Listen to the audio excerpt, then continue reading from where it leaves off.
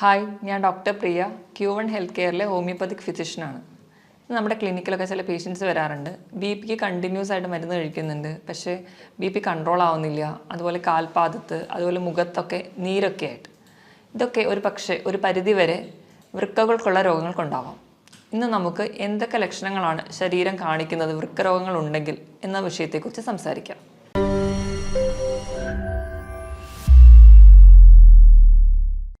നമ്മുടെ ശരീരത്തിൽ ഒരു ജോഡി വൃക്കകളാണുള്ളത്. നമ്മുടെ നട്ടലിനെ രണ്ട് വശത്തായിട്ട് സ്ഥിതി ചെയ്യുന്നു. 150 ഗ്രാം ഭാരമാണ് ഇതിനുള്ളത്. നമ്മുടെ ശരീരത്തിലെ മാലിന്യങ്ങളെയൊക്കെ മൂത്രത്തിലൂടെ പുറന്തള്ളലാണ് പ്രധാന ഫംഗ്ഷൻ. ഇതിനായിട്ട് ഒരു മിനിറ്റിൽ ഏകദേശം 1.25 ലിറ്റർ രക്തം ശുദ്ധീകരിക്കപ്പെടുന്നു. അതായത് ഏകദേശം ഒരു 4 മിനിറ്റ് കൊണ്ട് നമ്മുടെ ശരീരത്തിലെ മൊത്തം രക്തത്തെ ഒരു തവണ ശുദ്ധീകരിക്കാനുള്ള കഴിവ് നമ്മുടെ വൃക്കകൾക്കുണ്ട്. ഈ മാലിന്യങ്ങളെ പുറന്തള്ളുന്നതിന് പുറമെ നമ്മുടെ ശരീരത്തിലെ ലവണങ്ങളെയും അല്ലെങ്കിൽ മറ്റ് ധാതുക്കളുടെ ലെവലൊക്കെ മെയിൻറ്റെയിൻ ചെയ്യാനും, അതുപോലെ നമ്മുടെ വൈറ്റമിൻ ഡി, നമ്മുടെ എല്ലുകൾക്കും പല്ലുകൾക്കൊക്കെ ബലം നൽകുന്ന വൈറ്റമിൻ ഡിയുടെ ആക്റ്റീവ് ഫോമിൽ എത്തിക്കാനും, അതുപോലെ തന്നെ നമ്മുടെ ചുവന്ന രക്താണുക്കളെ ഉൽപ്പാദിപ്പിക്കാൻ വേണ്ടിയിട്ടുള്ള എറിത്രോപോയിറ്റിൻ എന്ന് പറയുന്ന ഹോർമോൺ ഉൽപ്പാദിപ്പിക്കാനും ഒക്കെ നമുക്ക് വൃക്കകളുടെ സഹായം ആവശ്യമാണ്. ഇതോടൊപ്പം തന്നെ നമ്മുടെ ബി.പി കൺട്രോൾ ചെയ്യുന്ന ഫംഗ്ഷനും വൃക്കകൾ ചെയ്യുന്നുണ്ട്. ഈ വൃക്കകളുടെ പൂർണ്ണമായ സ്തംഭനം നമ്മൾ പ്രധാനമായിട്ടും രണ്ടായിട്ട് തരംതിരിച്ചിട്ടുണ്ട്. അതിൽ ഫസ്റ്റ് വണ്ണാണ് അക്യൂട്ട് അല്ലെങ്കിൽ താൽക്കാലികമായിട്ടുള്ള സ്തംഭനം. ഇത് എന്തുകൊണ്ടൊക്കെ ഉണ്ടാവുന്നു നോക്കാം. പ്രധാനമായും എന്തെങ്കിലും അണുബാധകളൊക്കെ ഉണ്ടാകുമ്പോഴാണ് അക്യൂട്ടായിട്ട് കിഡ്നി ഫെയിലിയർ വരിക. മെയിൻലി മലേറിയ അല്ലെങ്കിൽ എലിപ്പനി, ഡെങ്കിപ്പനി തുടങ്ങിയ അസുഖങ്ങൾക്ക് ശേഷം നമുക്ക് കിഡ്നി ഫെയിലിയറുകൾ വരാം. അത് ഒരു താൽക്കാലികമാണ്, പെട്ടെന്നുണ്ടാകുന്ന കുറച്ച് ദിവസങ്ങൾ കൊണ്ടുണ്ടാകുന്ന ഒരു കണ്ടീഷനാണ് അക്യൂട്ട് റീനൽ ഫെയിലിയർ. ഇത് നമുക്ക് പെട്ടെന്നുണ്ടാകുന്ന ചികിത്സകളിലൂടെയൊക്കെ നമുക്ക് കിഡ്നിയെ പഴയ ഫംഗ്ഷനിലോട്ട് തിരിച്ചെത്തിക്കാൻ പറ്റും. ഇനി നമുക്ക് രണ്ടാമതായി കാണുന്നതാണ് ക്രോണിക് റീനൽ ഫെയിലിയർ അല്ലെങ്കിൽ സ്ഥിരമായിട്ടുള്ള കിഡ്നി ഫെയിലിയറുകൾ. അതെന്തുകൊണ്ടൊക്കെ ഉണ്ടാകുന്നതെന്ന് നോക്കാം. അണുബാധകൾ കൊണ്ടുവരാം, അല്ലെങ്കിൽ ജനിതകമായ മറ്റ് രോഗങ്ങൾ കൊണ്ടുവരാം, അല്ലെങ്കിൽ കണ്ടിന്യൂസ് ആയിട്ടുള്ള സ്റ്റോൺ കിഡ്നിയിൽ ഉണ്ടാകുന്നതുകൊണ്ട്, അതുപോലെ തന്നെ ബി.പി, ഷുഗർ തുടങ്ങിയ രോഗങ്ങളുള്ളവർക്കും ക്രോണിക്കായിട്ട് നിന്ന് അത് കിഡ്നി ഫെയിലിയറിലോട്ട് പോവാം. ഇത് നമ്മൾ തുടക്കത്തിലൊക്കെ അറിയുകയാണെങ്കിൽ നമുക്ക് ചികിത്സിച്ചാൽ ഒരു പരിധി വരെ കൺട്രോൾ ചെയ്യാം. അല്ലെങ്കിൽ കുറച്ചുകൂടെ ഡെവലപ്ഡ് ആയി പോവുകയാണെങ്കിൽ നമുക്ക് ഡയാലിസിസിലോടൊക്കെ പോവേണ്ടി വരുന്നുണ്ട്. ഇനി കിഡ്നിയുടെ രോഗങ്ങളൊക്കെ നമുക്ക് എങ്ങനെ തിരിച്ചറിയാമെന്ന് നോക്കാം. അതിന് പ്രധാനമായും നമ്മൾ ചെയ്യുന്നത് ഒന്നെങ്കിൽ ബ്ലഡ് ടെസ്റ്റ് അല്ലെങ്കിൽ യൂറിൻ ടെസ്റ്റാണ്. ബ്ലഡ് ടെസ്റ്റ് ചെയ്യുമ്പോൾ ആദ്യം നമ്മൾ ഹീമോഗ്ലോബിൻ ലെവൽ നോക്കുമ്പോൾ കിഡ്നി കംപ്ലയിൻ്റ് ഉള്ളവർക്ക് ഹീമോഗ്ലോബിൻ്റെ അളവ് കുറഞ്ഞിരിക്കുന്നത് കാണാം. രണ്ടാമതായിട്ട് നമ്മൾ കിഡ്നി ഫംഗ്ഷൻ ടെസ്റ്റ് ചെയ്യും. അതിൽ യൂറിയയും ക്രിയാറ്റിനുമാണ് നമുക്ക് കൂടുതൽ ഇമ്പോർട്ടൻസ് നൽകുന്നത്. യൂറിയയുടെ നോർമൽ ലെവൽ എന്ന് പറയുന്നത് 5 to 20 ആണ്. അത് കിഡ്നി പേഷ്യൻസിൽ കൂടുതലായിട്ട് നിൽക്കുന്നത് കാണാം. ക്രിയാറ്റിൻ്റെ ലെവൽ 0.6 to 1.2 ആണ്.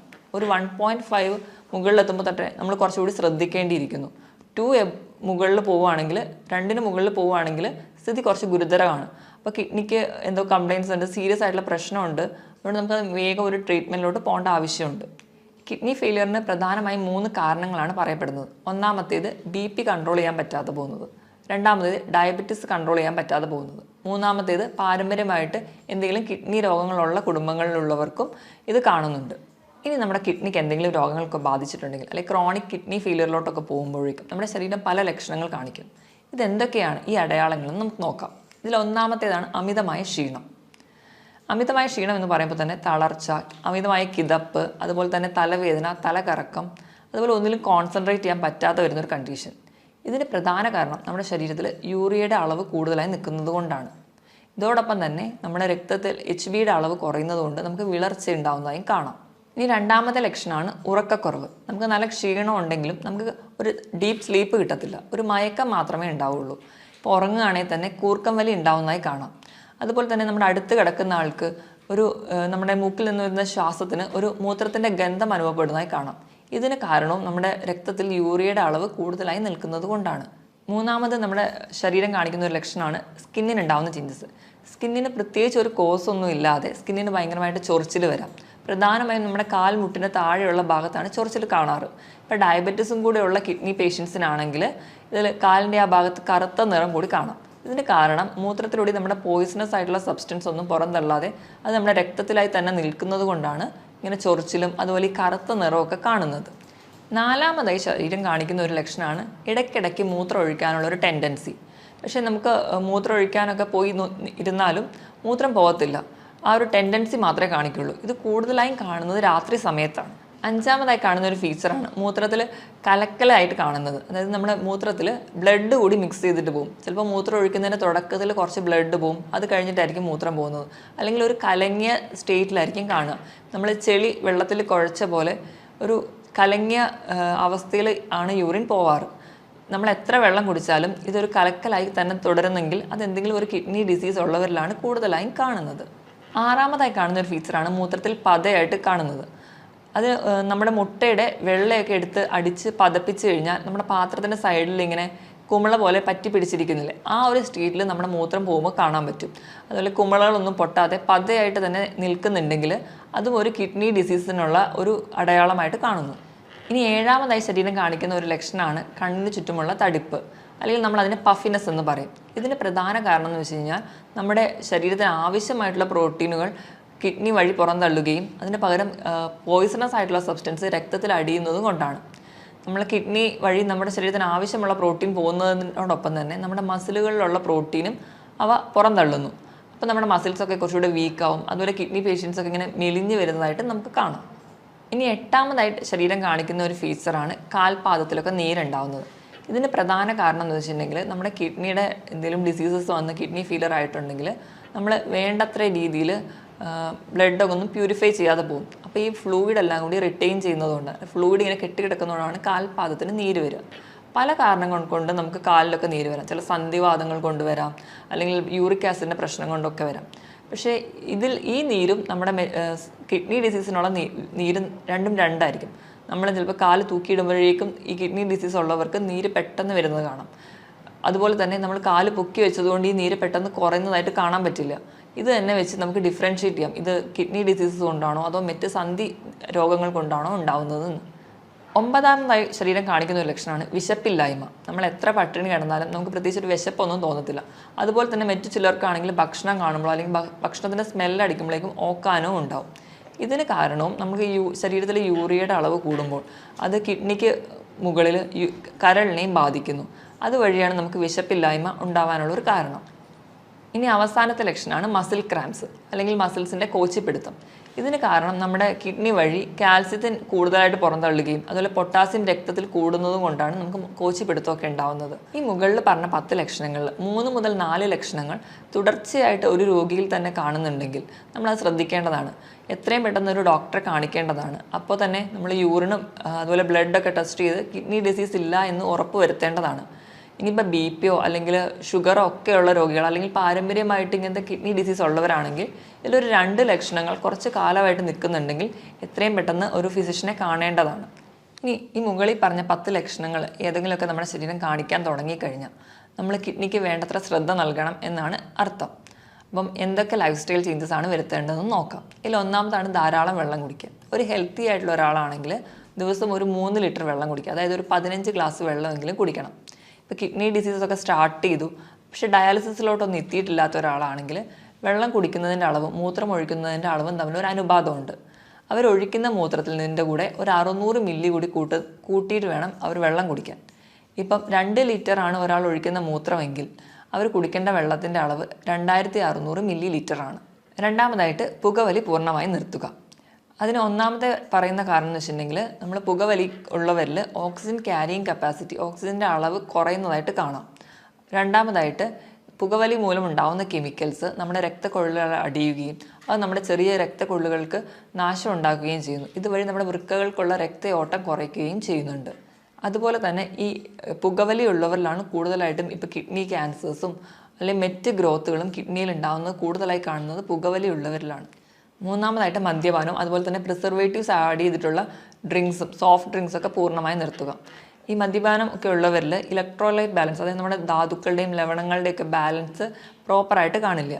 അതുപോലെ തന്നെ ശരീരത്തിന് വേണ്ട ആവശ്യമായിട്ടുള്ള വെള്ളം ഈ മദ്യപാനികളിൽ കുറവായിട്ട് കാണാം. അവർക്ക് ഡീഹൈഡ്രേഷൻ കൂടുതലായിട്ട് കാണുന്നുണ്ട്. നാലാമതായിട്ട് അമിതവണ്ണം, ഓവർ വെയിറ്റ് ഒക്കെ ഉണ്ടെങ്കിൽ അത് മാക്സിമം കൺട്രോൾ ചെയ്യാൻ ശ്രദ്ധിക്കണം.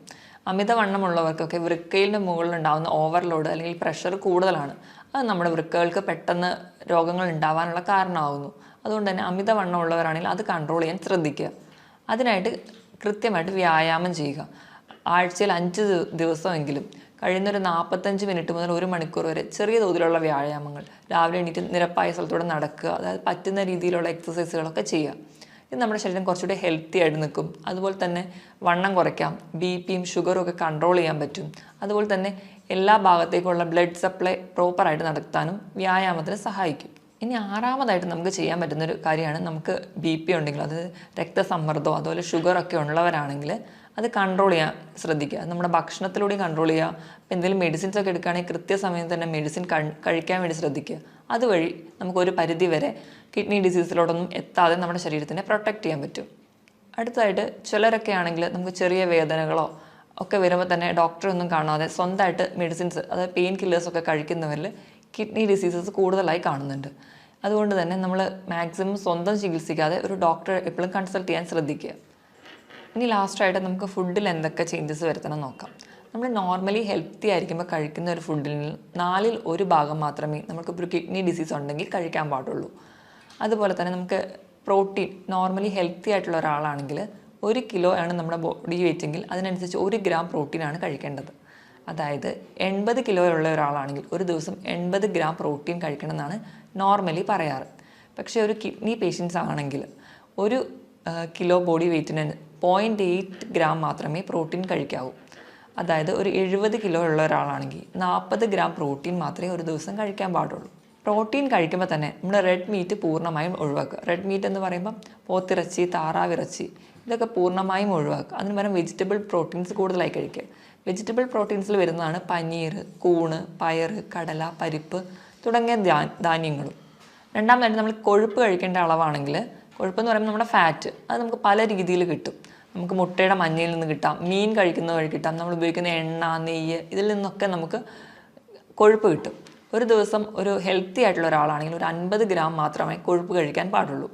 പക്ഷേ ഒരു കിഡ്നി ഡിസീസ് ഉള്ള ഒരാളാണെങ്കിൽ അതിൻ്റെ പകുതി മാത്രമേ ഒരു ദിവസം കൺസീവ് ചെയ്യാൻ പാടുള്ളൂ. ഇനി ലാസ്റ്റായിട്ട് ലവണങ്ങൾ എന്ന് പറയുമ്പോൾ സോഡിയം ഉണ്ട്, പൊട്ടാസ്യം, കാൽസ്യം, ഫോസ്ഫറസ് ഒക്കെ ഉണ്ട്. ഇതിൻ്റെ ലെവൽ എങ്ങനെ മെയിൻറ്റെയിൻ ചെയ്യാം? കൂടുതലായിട്ടും ഈ ലവണങ്ങളൊക്കെ ഉള്ളത് നമ്മുടെ പച്ചക്കറികളിലാണ്. അപ്പോൾ നമ്മൾ പച്ചക്കറികളൊക്കെ കഴിക്കുമ്പോൾ അതാദ്യം വേവിച്ച് അതിൻ്റെ വെള്ളം ഊറ്റി കളഞ്ഞിട്ട് വേണം കഴിക്കാൻ. ഈ ഒരു പ്രോസസ്സിന് നമ്മൾ ലീച്ചിങ് എന്നാണ് പറയുക. ഇപ്പോൾ ഇലക്കറികളിലാണെങ്കിൽ കോളിഫ്ലവർ, ബ്രക്കോളി, ക്യാബേജ് ഇതൊക്കെ വൈറ്റമിൻ സി നിറഞ്ഞതുമാണ്. അതുപോലെ തന്നെ നമ്മുടെ കിഡ്നി ഡിസീസൊക്കെ പ്രിവെൻറ്റ് ചെയ്യാൻ വളരെ നല്ലതാണ്. പക്ഷേ ഇതൊക്കെ കഴിക്കുന്നതിനോടൊപ്പം തന്നെ ഇത് വേവിച്ച് ഇതിൻ്റെ വെള്ളം ഊറ്റി കളഞ്ഞിട്ട് വേണം കഴിക്കാനെന്ന് ശ്രദ്ധിക്കുക. പൊതുവെ എല്ലാ രോഗങ്ങൾക്കും നമ്മൾ ഫ്രൂട്ട്സും വെജിറ്റബിൾസും ആണ് കൂടുതലായിട്ട് കഴിക്കാൻ പറയുക. ഇപ്പം നമ്മൾ ഫ്രൂട്ട്സ് കഴിക്കുകയാണെങ്കിലും ഒരു പരിധിയിൽ കൂടുതൽ കഴിക്കരുത്. കാരണം ഫ്രൂട്ട്സിലൊക്കെ കൂടുതലും പൊട്ടാസ്യമാണ് അടങ്ങിയിരിക്കുന്നത്. അപ്പോൾ പൊട്ടാസ്യം കൂടുതൽ ചെന്നിട്ടുണ്ടെങ്കിൽ അത് കിഡ്നി ഡിസീസിന് കൂടുതൽ ബുദ്ധിമുട്ടുണ്ടാക്കുകയുള്ളൂ. അപ്പോൾ പൊട്ടാസ്യം കുറഞ്ഞുള്ള ഫ്രൂട്ട്സാണ് ആപ്പിൾ, പൈനാപ്പിൾ, അതുപോലെ തന്നെ ബെറി. ഇതിലൊക്കെ പൊട്ടാസ്യം വളരെ കുറവാണ്. ഇതൊക്കെ കൂടുതലായിട്ടും കഴിക്കാൻ വേണ്ടി ശ്രദ്ധിക്കുക. അതുപോലെ പേരയ്ക്ക പൊട്ടാസ്യം കുറഞ്ഞൊരു ഫ്രൂട്ടാണ്. ഇനി പൊട്ടാസ്യം കുറച്ച് കൂടുതലായിട്ട് നിൽക്കുന്ന ഫ്രൂട്ട്സുകളാണ് മാതളം, അതുപോലെ ഓറഞ്ച്, ഏത്തപ്പഴം, അതുപോലെ കരിക്കിലും പൊട്ടാസ്യം കൂടുതലായിട്ട് നിൽക്കുന്നുണ്ട്. കരിക്കൊക്കെ കിഡ്നി പേഷ്യൻസ് സ്ഥിരമായിട്ട് ഉപയോഗിക്കാതിരിക്കുന്നതാണ് നല്ലത്. ഇനിയിപ്പോൾ നമ്മൾ ഏത്തപ്പഴമൊക്കെ കഴിക്കുകയാണെങ്കിൽ അത് പുഴുങ്ങി കഴിക്കുമ്പോൾ പൊട്ടാസ്യം ഒരുപാട് വെള്ളത്തിലൂടെ നഷ്ടപ്പെടുന്നുണ്ട്. അപ്പോൾ കുറച്ചും കൂടി കിഡ്നി ഡിസീസ് ഉള്ളവർ ഏത്തപ്പഴമൊക്കെ പുഴുങ്ങി കഴിക്കുന്നതാണ് കുറച്ച് കൂടുതൽ ബെറ്റർ. ഇനി ഉപ്പിൻ്റെ അളവ് പറയുകയാണെങ്കിൽ കിഡ്നി പേഷ്യൻസ് ഒക്കെ ഉണ്ടെങ്കിൽ ഒരു 4 ഗ്രാമിൽ കുറവ് ഉപ്പ് മാത്രമേ ഒരു ദിവസം ഉപയോഗിക്കാൻ പാടുള്ളൂ. ഇപ്പം നമ്മുടെ വീട്ടിലൊക്കെ ആരെങ്കിലും കിഡ്നി പേഷ്യൻസ് ഒക്കെ ഉണ്ടെങ്കിൽ നമ്മൾ ഭക്ഷണം പാചകം ചെയ്യുമ്പോൾ എപ്പോഴും ഉപ്പിടാതെ പാചകം ചെയ്യുക. എന്നിട്ട് അവർക്ക് വേണ്ടിയിട്ടുള്ള ഒരു പോർഷൻ മാറ്റി വെച്ച് അതിൽ വളരെ കുറച്ച് ഉപ്പ് മാത്രം ചേർക്കുക. എങ്കിൽ മാത്രമേ നമുക്ക് ആ ഉപ്പിൻ്റെ ലെവൽ മെയിൻറ്റെയിൻ ചെയ്യാൻ പറ്റുള്ളൂ. നമുക്കറിയാം നമ്മൾ സയൻസും അല്ലെങ്കിൽ മെത്തേഡ്സൊക്കെ ഇത്രയും ഡെവലപ്ഡ് ആയിട്ട് നിൽക്കുന്ന ഒരു സ്റ്റേജിലാണെങ്കിൽ പോലും കിഡ്നിയെ പോലെ തന്നെ ഏറ്റവും ചെറിയ മൈന്യൂട്ടായിട്ടുള്ള മാലിന്യങ്ങൾ പോലും പുറന്തള്ളാൻ പറ്റുന്ന ഒരു മെക്കാനിസം അല്ലെങ്കിൽ ഒരു മെഷീനും ഇന്ന് വരെ കണ്ടുപിടിക്കാൻ പറ്റിയിട്ടില്ല. ഇപ്പോൾ ഡയാലിസിസ് മെഷീൻസും ഒക്കെ ഉണ്ടെങ്കിലും അതും ഒരു കിഡ്നി ഫങ്ഷൻ ചെയ്യുന്ന പോലെ നമുക്ക് ഫങ്ഷൻ ചെയ്യാൻ പറ്റത്തില്ല. അപ്പോൾ മുകളിൽ പറഞ്ഞ പോലെ കൃത്യമായിട്ട് ഡയറ്റും അല്ലെങ്കിൽ കൃത്യമായിട്ട് തന്നെ നമ്മളെ ജീവിതശൈലികളിലൊക്കെ മാറ്റം വരുത്തിയാലും അല്ലെങ്കിൽ കൃത്യമായി വ്യായാമം ചെയ്യുന്നത് വഴി ഒരു പരിധി വരെയൊക്കെ നമുക്ക് കിഡ്നി ഡിസീസസ് കൺട്രോൾ ചെയ്യാൻ പറ്റും. ഇതിനോടൊപ്പം തന്നെ കിഡ്നി രോഗങ്ങൾക്കുള്ള ഫലപ്രദമായ ചികിത്സയും ഹോമിയോപ്പതിയിലൂടെ ലഭ്യമാണ്. ഇനി മറ്റൊരു ഹെൽത്ത് ടോപ്പിക്കുമായിട്ട് വീണ്ടും കാണുന്നതുവരെ നന്ദി.